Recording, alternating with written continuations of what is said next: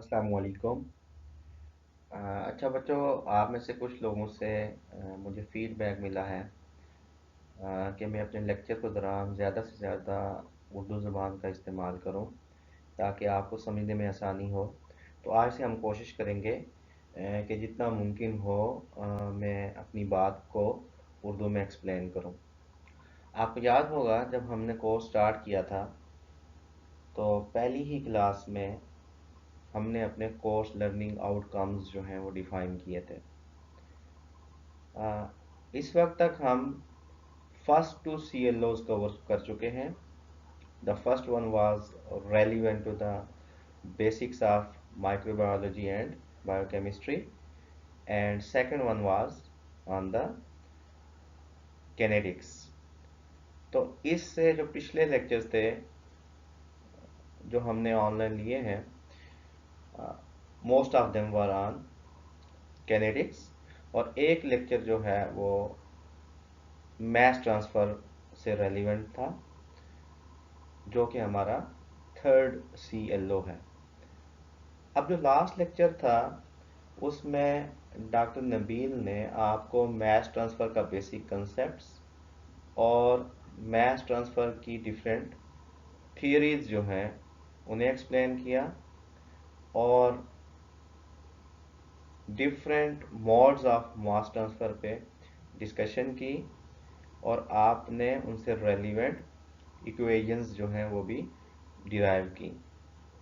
तो आज के लेक्चर में हम ये देखेंगे कि मैस ट्रांसफ़र का कौन सा मॉड माइक्रोबियल बायोप्रोसेसिंग या बायोलॉजिकल रिएक्शन सिस्टम्स में सबसे ज़्यादा इम्पॉर्टेंट है और वो क्यों इम्पॉर्टेंट है।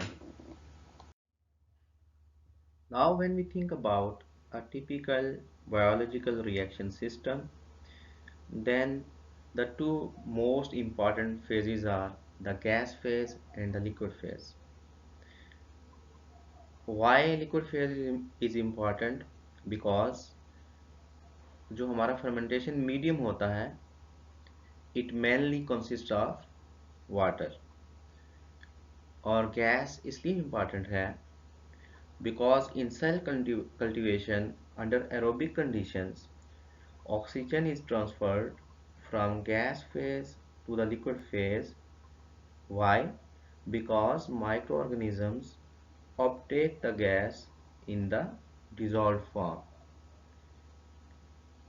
अब गैस लिक्विड मैस ट्रांसफ़र जो है वो सिर्फ एरोबिक सिस्टम में इम्पॉर्टेंट नहीं है, बल्कि वो एनारोबिक सिस्टम्स जिनमें कुछ गैसेस जैसा कि carbon monoxide, carbon dioxide, hydrogen और मीथेन में से कोई एक या ज़्यादा गैसेस इन्वॉल्व हों, even in that case the gas liquid mass transfer becomes more important. उसकी वजह यह है कि they are the worst gases as compared with the oxygen in terms of the mass transfer. तो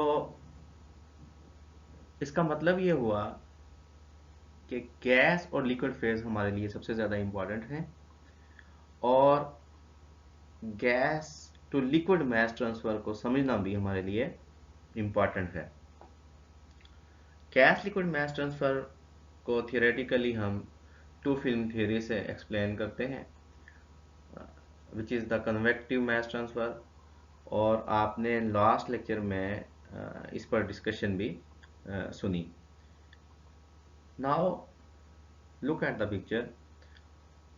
When two phases are brought into contact with each other, that means the gas phase is brought into contact with the liquid phase, then they are separated by a boundary layer. अब boundary layer की वो side जो कि gas phase को face करती है उसकी तरफ a thin gas film will be formed, और जो बल्क लिक्विड फेज को फेस करती है उसकी तरफ एक थिन लिक्विड फिल्म बनेगी। अब अगर हम किसी स्पीशीज सपोज ए को ट्रांसफर करवाना चाहें from the gas A to the liquid, in that case there will be the mass transfer resistance caused by the gas film, gas liquid boundary layer or liquid film. So in order to have effective mass transfer, हमें वो resistance जो है उसे कम करना है। तो उस resistance को कम करवाने के लिए ज़रूरी है कि हमें ये पता हो कि गैस से लिक्विड की तरफ मास ट्रांसफ़र जो है वो किस चीज़ पर या किन फैक्टर्स पे डिपेंड करता है।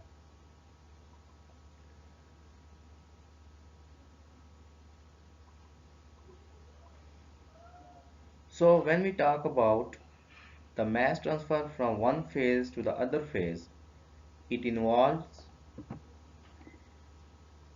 the transport from bulk phase to the interface and then from the interface to the bulk phase of second phase जो कि हमारा लिक्विड है। तो अब अगर गैस फेज की बात करें तो उसमें क्या होगा, the mass transfer rate will be the function of pressure gradient. तो ये अब आपके सामने एक इक्वेशन आई है, N A is equal to K G A del P A. तो यहाँ पर जो के जी है that is the mass transfer coefficient on the gas side, A is the interfacial surface area and delta P is the pressure gradient और N A जो है वो आपका मास ट्रांसफर रेट है। Similarly on the liquid side the mass transfer rate will be the function of concentration gradient. के L जो है वो मास ट्रांसफर कोफिशिएंट है, ए जो है वो इंटरफेशियल सरफेस एरिया है। अब ये जो दोनों इक्वेशंस हैं ये बड़ी क्लियर हैं कि अगर हम मास ट्रांसफर रेट बढ़ाना चाहते हैं तो we have to increase for example the pressure gradient और we need to increase the concentration gradient. By the way, जब हम एक प्रैक्टिकल बायो ऑपरेशन की बात करते हैं तो resistance caused by the gas film is negligible. तो जो मेजर रेजिस्टेंस होती है that is caused by the liquid film. तो हमारे लिए जो है वो जो राइट साइड है इस वक्त आपके डायग्राम की वो ज़्यादा इम्पॉर्टेंट है। अब जो नेक्स्ट क्वेश्चन है हम ये कहते हैं कि मास transfer rate is the function of concentration gradient and it also depends upon KL and A. Now what is A? A is the interfacial surface area। जितना ज़्यादा होगा हमारा मास ट्रांसफर इतना ही ज़्यादा होगा। और जो KL है that depends upon, for example, the properties of the fluid. It also depends upon the geometry of your system। और KL और A जो है उन दोनों को यूजली अगर आप इंडिपेंडेंटली मेजर करना चाहें तो वो मुश्किल होता है एक बायोलॉजिकल सिस्टम के अंदर। तो हम करते क्या है कि हम KL और A को मिला के एक टर्म्स KLA मेजर कर लेते हैं। सो अगर हम इसको KL ले लें यानी कि overall volumetric mass transfer coefficient, तो उस केस में हम कह सकते हैं कि the mass transfer rate from gas to liquid is a function of overall volumetric mass transfer coefficient KLA and the concentration gradient delta CA। लेकिन इम्पॉर्टेंट ये है कि अगर हम मास ट्रांसफर रेट बढ़ाना चाहते हैं तो हमें वो रेजिस्टेंस कम करनी पड़ेगी जो कि लिक्विड फिल्म की वजह से मिल रही है। तो how we can reduce that resistance. आप ये देखें कि जो इक्वेशन है हमारे पास N A is equal to K L A delta C A, अब हमने उसे रीअरेंज किया है। जब हमने रीअरेंज किया तो you have another form delta C A over 1 over KLA, and we can define it in another way is equal to 1 over RM. Here RM is the resistance to the mass transfer. अब अगर आप गौर से देखें तो RM is inversely proportional to the concentration gradient. मतलब ये हुआ कि if we want to reduce the mass transfer resistance, we need to increase the concentration gradient. और दूसरा ऑप्शन क्या है हमारे पास? दूसरा ऑप्शन ये है कि we can also increase the KLA। अब अगर आप कंसंट्रेशन ग्रेडियंट की बात करें in case of gas to liquid mass transfer, तो कंसंट्रेशन ग्रेडियंट जो है वो बेसिकली डिफरेंस है एक्चुअल डिसॉल्व्ड गैस और gas concentration under the equilibrium conditions, जिन्हें आप सैचुरेटेड गैस कंसंट्रेशन भी कहते हैं। तो इसका मतलब ये हुआ कि अगर आप एक फिक्स प्रेशर पे अपना रिएक्टर ऑपरेट कर रहे हैं तो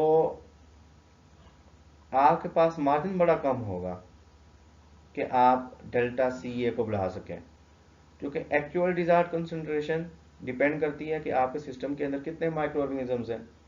जितने ज़्यादा माइक्रो ऑर्गेनिजम्स होंगे वो इतनी ज़्यादा गैस को अपटेक करेंगे और इतना ही ज़्यादा आपका कंसंट्रेशन ग्रेडियंट बढ़ता जाएगा।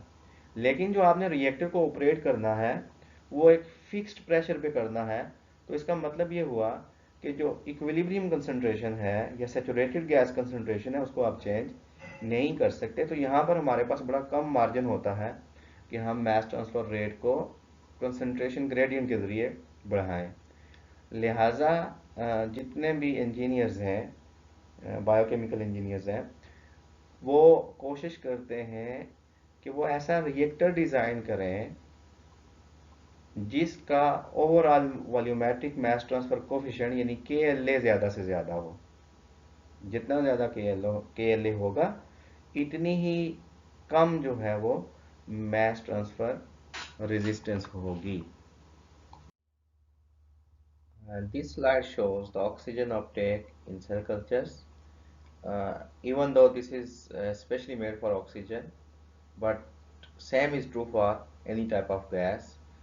For example, अगर वो कार्बन मोनोऑक्साइड हो, हाइड्रोजन हो या मीथेन हो, तो गैस लिक्विड मास ट्रांसफर जो है एक माइक्रोबियल कल्चर के अंदर वो सेम पैटर्न को जो है वो फॉलो करेगा। अगर आप डायग्राम को देखें तो this is more complex compared with the previous one. Reason ये है कि now you have 3 phases, gas और लिक्विड फेज पहले से मौजूद थे। Once you have the active microbial culture, you will have the microorganisms inside of your system. Those microorganisms are considered as the solid particles. So you can say you have a heterogeneous system consisting of gas phase, liquid phase and solid phase.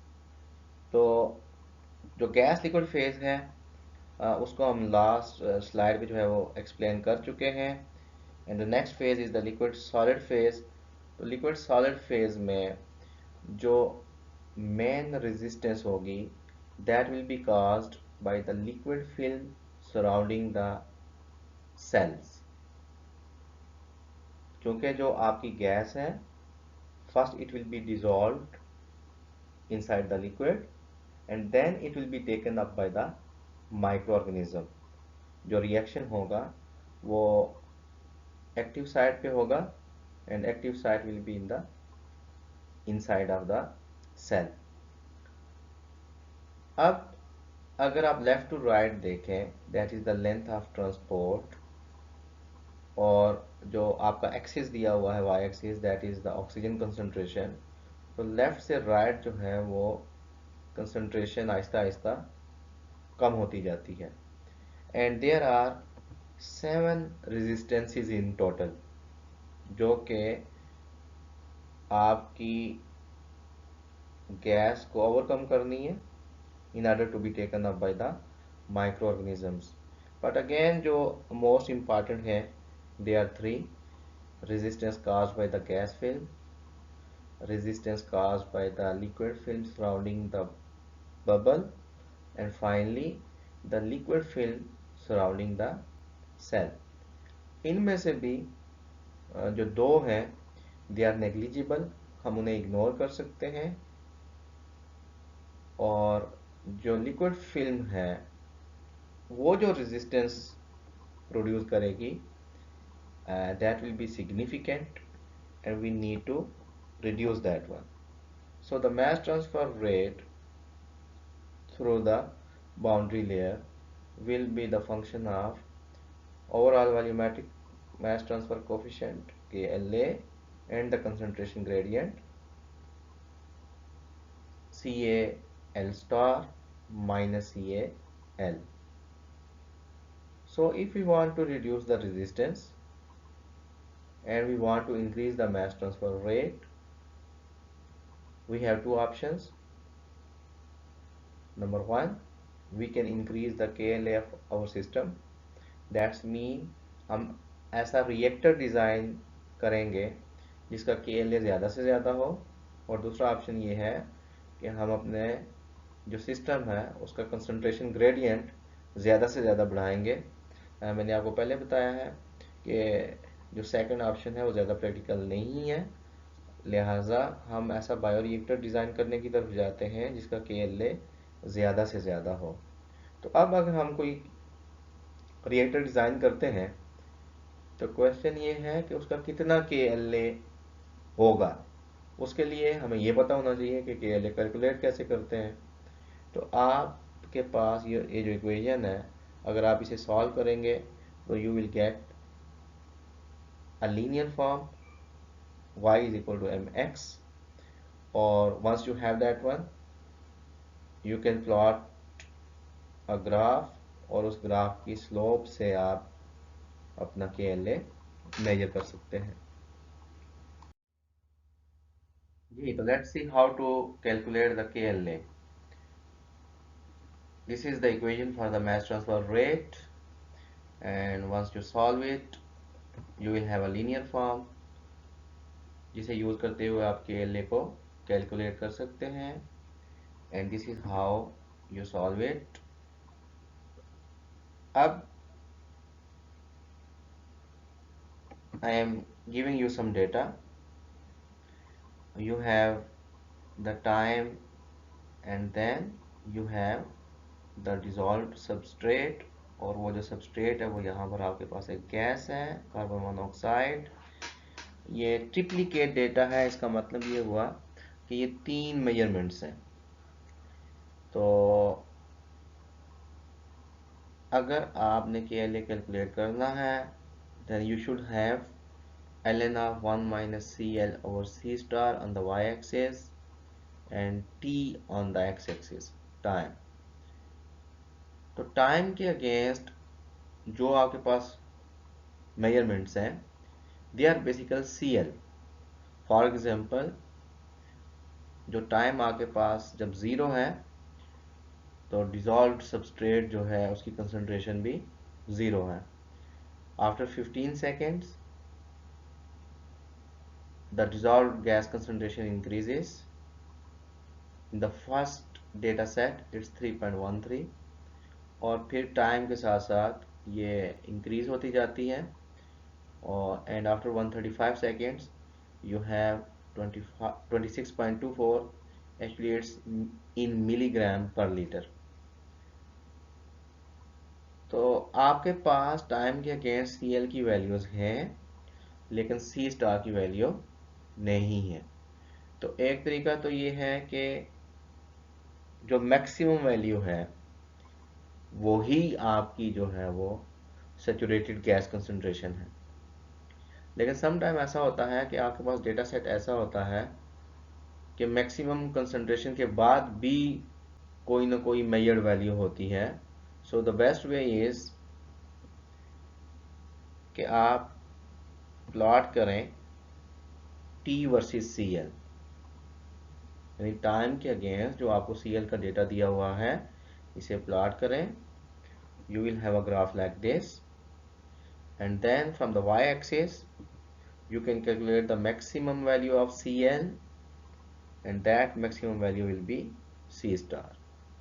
So once you have C star, then definitely you can calculate the value of ln of 1 minus CL over C star against all the times, और उसके बाद आप plot करेंगे time के against ln of 1 minus C L over C star.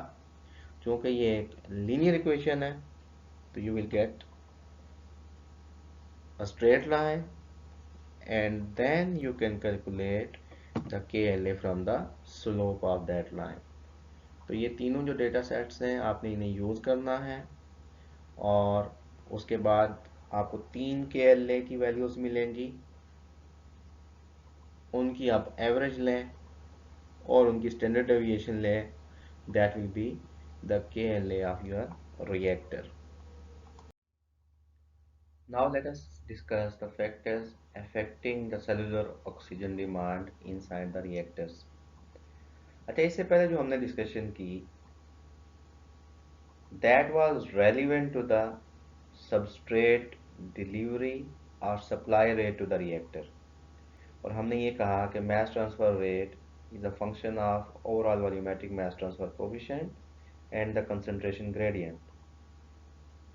अब ये एक fact है कि जो सबस्ट्रेट हम सप्लाई करेंगे that will be taken up by the microorganism, और वो जो अपटेक रेट है वो कितना होगा डिपेंड करता है कि माइक्रोबियल पॉपुलेशन कितनी है, because the total rate of oxygen uptake और the substrate uptake will be proportional to the microbial population.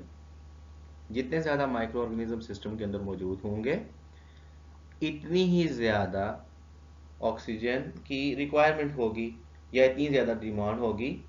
सो उसी लिहाज से आपको अपना सप्लाई रेट बढ़ाना पड़ेगा, सबस्ट्रेट की डिलीवरी बढ़ानी पड़ेगी, या रिएक्टर का KLA बढ़ाना पड़ेगा. अब उसके लिए जो हम पैरामीटर यूज़ करते हैं for the quantification, it is specific oxygen Uptake rate.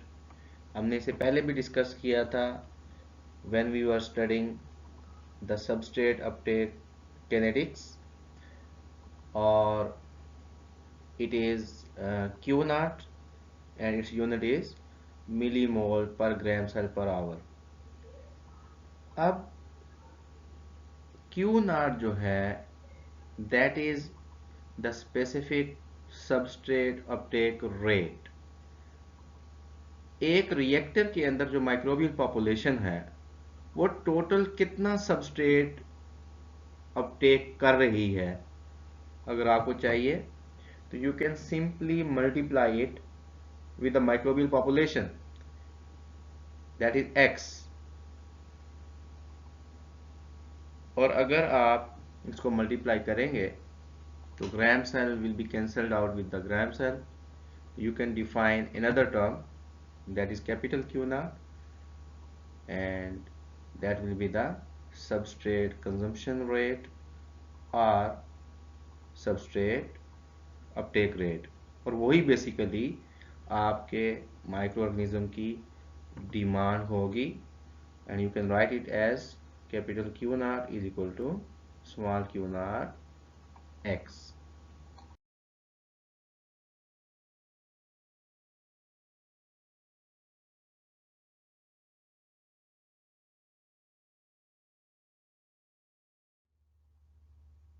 Look at this graph now. On the x-axis you have time, and on the y-axis you have specific oxygen uptake rate denoted by Q naught. So this is data is obtained in a batch reactor, and you have two data sets. One is for the Q naught and other is for the dry cell weight. So with the passage of time, the dry cell weight inside the reactor increases and finally it reaches to the maximum value. But if you look at Q naught, it quickly goes to the maximum value and then start decreasing. Now the question is, even though the dry cell weight or the cell mass inside the reactor is increasing, then why Q naught is decreasing? तो यहाँ पर अगर आप देखें तो जो maximum value है वो आपने बहुत पहले अचीव कर ली थी, अराउंड 25 आवर्स के बाद। तो फिर ऐसा क्यों हो रहा है कि आपकी सेल कंसंट्रेशन तो रिएक्टर के अंदर बढ़ रही है लेकिन क्यू नॉट जो है वो आपका कम हो रहा है? इसको समझने के लिए आपको रिकॉल करना होगा ग्रोथ कर्व को। आपको पता है कि we have 4 phases and after the exponential phase you get a stationary phase। तो चूंकि ये एक बैच कल्चर था तो जहां पर आपको लीनियर इंक्रीज नजर आ रही है क्यू नॉट में, that is actually the exponential phase of the growth. But after that, even though you have the increased number of cells in your system, but most of the microbial population is actually the dead cells। तो वो system के अंदर नए sales भी बन रहे हैं, microbial population add हो रही है, लेकिन जो डेड सेल्स हैं वो भी आपकी काउंटिंग में आ रहे हैं, आपके ड्राई सेल वेट में आ रहे हैं। तो where would you like to operate your reactor? Definitely you would like to operate your reactor at the maximum Q naught। Now the question is how to maintain the maximum active cell concentration inside the fermenter। तो अगर तो हमारा batch system है तो उसमें exponential phase जो है उसके बाद स्टेशनरी फेज ज़रूर आएगा। तो आप लॉन्ग टाइम के लिए जो है वो एक्टिव सेल्स मैथ को मेंटेन नहीं कर सकते due to the nutrients limitation. However in a continuous supply we can do it by continuous supply of nutrients and by operating the reactor under the optimum conditions। So this slide shows the dependency of Q naught over dissolved gas concentration, and here we will define another important term, that is the critical gas concentration, that gives you maximum specific substrate uptake rate। तो हम कैसे calculate कर सकते हैं इसे? First we need to find the values of Q naught against different concentration of dissolved substrate। Once we have those values, we will plot them against Q naught, and from the graph we will calculate the maximum Q naught, and then the substrate concentration against the Q naught max will be the critical gas concentration। Why it is important to determine the critical gas concentration? Because we want to operate our reactor over C critical so that we can maintain the maximum Q naught। Now the next question is how to maintain the critical concentration of substrate inside the reactor। तो उसके लिए first we need to determine the KLa that will supply the substrate concentration equivalent to the C critical। Once we know that KLA, we will operate our reactor at that specific KLA in order to maintain the C critical and to get the maximum Q naught. Now we will define some important relations that are used under steady state bioreactor operation. The first one that we have already discussed is the mass transfer rate is equal to the substrate consumption rate. And from this relation, we can develop an equation for the calculation of maximum cell concentration inside the reactor by simply rearranging. And we can also develop an equation to calculate critical KLA required to maintain optimum cell concentrations inside the reactor. इसका मतलब ये हुआ कि देखें जो Q naught है that depends upon the type of microorganism और वो हमें पहले से पता होता है. C star can be calculated against the pressure of the system. इसका मतलब है वो भी हमें पता होता है. The only thing we need to know is the KLA. So once we know the KLA of reactor, we can estimate the maximum achievable cell mass inside the reactor. और similarly, अगर हमें ये पता हो कि हमारी required optimum cell concentration reactor के अंदर कितनी है, तो we can calculate the KLA that will be required to maintain that optimum cell concentration. तो उसके लिए आपको क्या चाहिए होगा, आपको Q naught की वैल्यू चाहिए होगी, X max चाहिए होगा और C star और C critical की वैल्यूज चाहिए होंगी.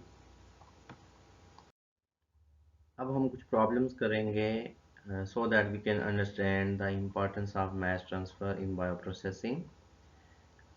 So first read the statement.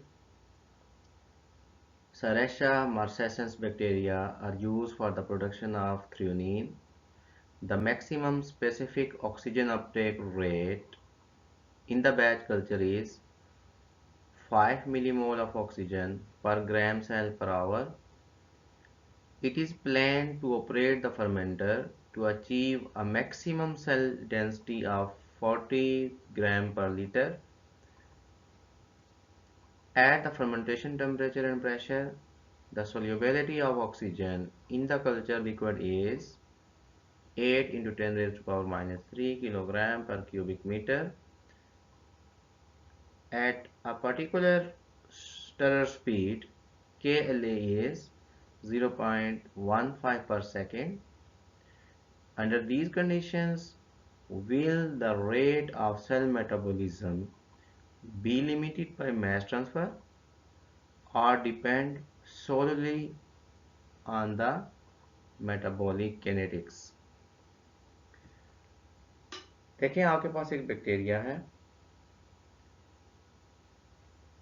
जिसका Q naught आपको गिवन है, यानी specific oxygen uptake rate is given, that is 5 millimole per gram cell per hour, और जो maximum achievable cell concentration है वो भी गिवन है 40 ग्राम पर लीटर. जो बायोरिएक्टर आप ऑपरेट कर रहे हैं उसका KLA भी आपको दिया हुआ है, वो है 0.15 पर सेकेंड, और ऑक्सीजन की जो सोल्यूबिलिटी है वो भी आपको बताई हुई है.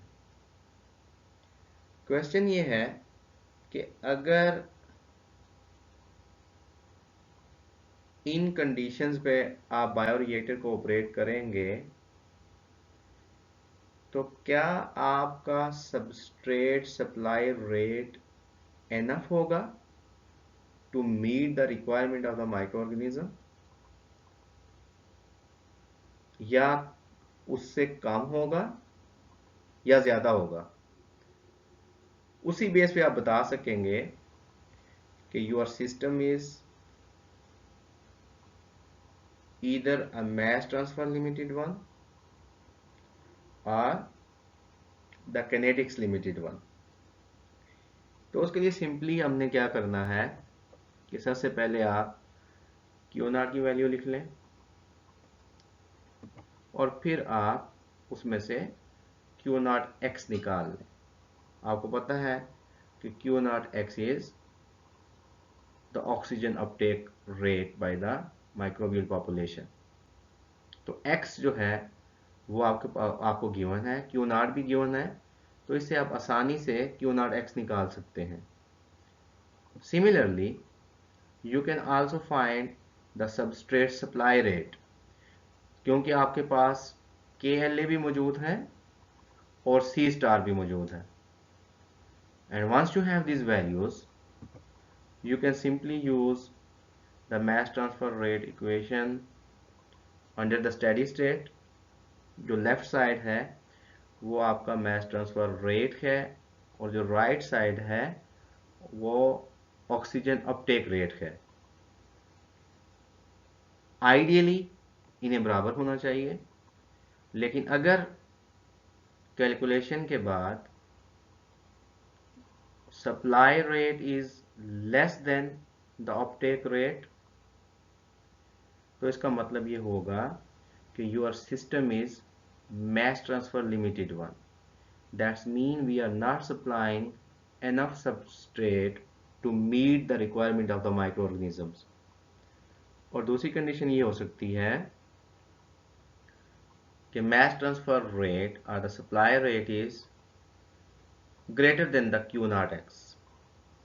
इसका मतलब ये हुआ कि सिस्टम के अंदर इतनी माइक्रोबियल पॉपुलेशन नहीं है जो कि सारे के सारे सप्लाइड सबस्ट्रेट को अपटेक कर सके। So in that case the system will be kinetic limited one। So here is another simple problem, and you are required to calculate the KLa to maintain critical substrate concentration inside the reactor। तो इसमें भी मैंने आपको hint दिया हुआ है। All the data is available and you simply need to use this equation। तो आप इसे ज़रूर कर लें, और जो हमारा ऑनलाइन सेशन होगा अगर कोई प्रॉब्लम होगी तो उसमें हम इसे डिस्कस कर लेंगे। This is the last problem for our today's lecture, and here you have to calculate the maximum achievable cell density under given conditions। So this is also a simple problem and it can be done by using a simple equation, that is x max is equal to KLa C star over Q naught। तो आपको Q naught भी given है और KLa भी given है। Similarly you are also provided with the C star। However यहाँ पर अगर आप देखें तो Q naught की दो वैल्यूज आपको गिवन है। The first one is 12.5 millimole per gram cell per hour, and in the part B it is 3 millimole per gram cell per hour।